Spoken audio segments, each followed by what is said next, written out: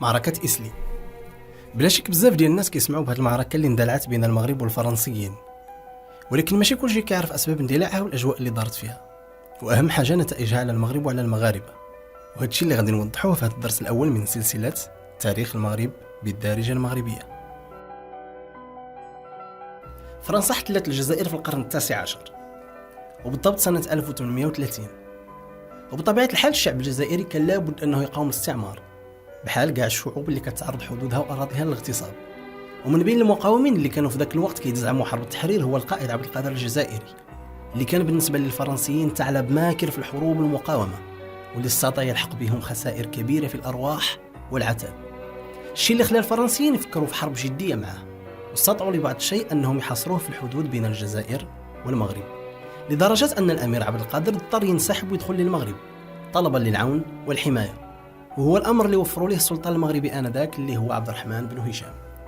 هذا الأخير اللي أعطى أوامر واضحة للأبن ديالو باش يخرج ويصطدم مع الجيش الفرنسي اللي قرر يلاحق الأمير عبد القادر داخل الأراضي المغربية.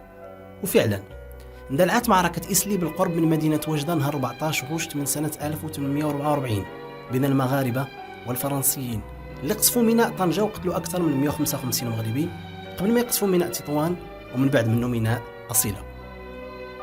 ولكن المشكل والأمر المفزع هو أن المغرب خرج يقاتل بنفس الطريقة اللي كان كيقاتل بها طول القرون اللي دازت، يعني بطريقة تقليدية وضعيفة، واعتمد في ذيك المرحلة على عناصر الفرسان وعلى عدد قليل من السرايا، وكانت كل سرية كتضم 30 مقاتل فقط.